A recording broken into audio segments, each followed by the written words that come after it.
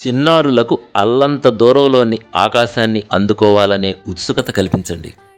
అంతేకాని లేనిపోని భయాలను, అనవసర విషయాలను మెదళ్ళలోకి చొప్పించొద్దు. ప్లీజ్. పిల్లలను పెంచడం అంటే జాతిని నిర్మించడమే.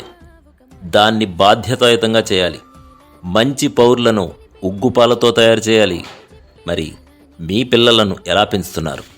విత్తు ఏదేస్తే అదే మొక్క వస్తుంది కదండి. పిల్లల మనసులో ఏది నాటితే అవే వారి భావాలుగా మారతాయి. భవిష్యత్తుకు బాటలు వేస్తాయి కూడా.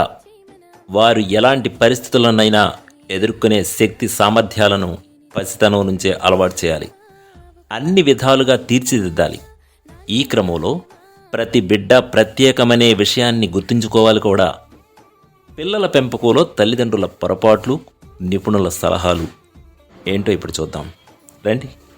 అన్నం తినిపించడానికి, నిద్రపుచ్చడానికి ఏదో ఒక కారణంతో భయపెడుతుంటాం. బూచాడొచ్చాడు, పోలీసులు ఎత్తుకుపోతారు, ఇలా రకరకాలుగా చేస్తూ ఉంటాం. దీంతో పిల్లలు పెరిగే కొద్దీ భయమూ పెరుగుతుంది. వారి మానసిక ఆరోగ్యానికి చేటు కూడా చేస్తుంది. పిల్లలు బడికి వెళ్ళడానికి చాన్నాళ్ల ముందే టీవీల్లో, మొబైల్స్లో అన్నీ నేర్చేసుకుంటున్నారు. తొలి 2 ఏళ్లలో వారి మెదళ్లలో న్యూరాన్స్ చాలా వేగంగా పెరుగుతాయి. ఎంత తక్కువగా టీవీ, మొబైల్స్ ఇచ్చినా వాటి ప్రభావం మాత్రం ఆ చిన్న మెదళ్ల మీద చెప్పలేనంత. అమ్మా నాన్న మనకు ఇవ్వలేనివి పిల్లలకు అందించాలని, బెస్ట్ ఇవ్వాలని రాత్రింబవళ్ళు శ్రమిస్తుంటాం. అత్యుత్తమ తల్లిదండ్రులు అనిపించుకునే క్రమంలో తప్పులు కూడా చేస్తుంటాం.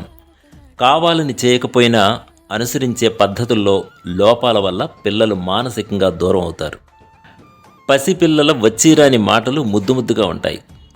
పెద్దలు వాళ్లతో అలానే మాట్లాడుతుంటారు. ఇది చూసి అలానే మాట్లాడాలి కాబోలని చిన్న కోనలో అనుకుంటారు. ఆ భాష అలవాటైతే స్కూలుకు వెళ్ళాక వాళ్లను ఆట పట్టిస్తారు.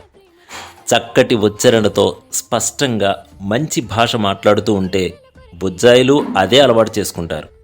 వారి భాషా నైపుణ్యాలకు మనమే బాధ్యత వహించాలి కదండి. వేరే పిల్లలతో పోల్చడం అతి ఎక్కువ మంది చేసే పొరపాటు. విజయం సాధించిన పిల్లలతో పోల్చి మన వాళ్లను తక్కువ చేస్తాం. గెలిచిన పిల్లవాడి శక్తి సామర్థ్యాలు, శ్రమ, పరిస్థితులు వంటివి ఏమీ పట్టించుకోం. ఫలితంగా పిల్లలు ఆత్మన్యూనతకు గురవుతారు. వారి మనసులో ప్రతికూల భావన పడిపోతుంది. ఆరుబయట పార్కుల్లో పిల్లలను ఆడుకోనివ్వాలి. మనం దగ్గరున్నప్పుడైనా వారిని స్వేచ్ఛగా వదలాలి. ప్రకృతితో మమేకం కావటం వారిని చురుగ్గా మారుస్తుంది. పిల్లలతో తినిపించేసరికి తల ప్రాణం తోక్కొస్తుంది. దీనికి పరిష్కారం వాళ్ళంతట వాళ్ళు తినేలా చేయటం. మీరు తింటున్నప్పుడు పక్కనే కూర్చోబెట్టుకుని తనకి ఓ ప్లేట్లో వడ్డించండి. తమ ఆహారాన్ని తామే తీసుకోవడాన్ని వారు ఎంజాయ్ చేస్తారు. పిల్లలను జాగ్రత్తగా చూసుకోవాలి. కానీ మితిమీరిన జాగ్రత్త నష్టం చేస్తుంది. దాంతో మరీ సున్నితంగా మారిపోతారు. పిల్లలకు అన్ని విషయాల్లోనూ కొన్ని పరిమితులు పెట్టాలండి. లేకపోతే వారి డిమాండ్లకు అంతుండదు. పరిధులకు లోబడి వ్యవహరించడం క్రమశిక్షణను అలవరచడమే కాదు, మరెన్నో రకాలుగా మేలు చేస్తుంది కూడా.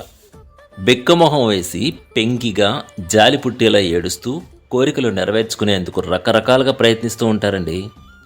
లొంగి అడిగిందల్లా చేస్తే పిల్లల భవితను చేతులారా పాడు చేసినట్లే. అల్లరి చేస్తుంటే కిష్టయ్యనే యశోదమ్మ రోటికి కట్టేసింది. మనమెంత?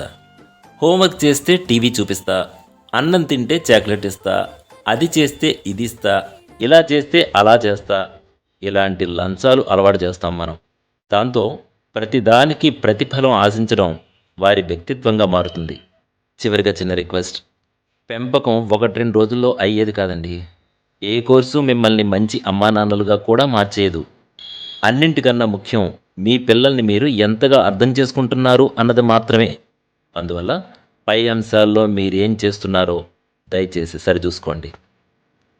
ఈ వీడియో మీకు బాగా నచ్చిందని ఆశిస్తూ మరొక వీడియోలో మళ్ళీ కలుస్తాను. నమస్కారం.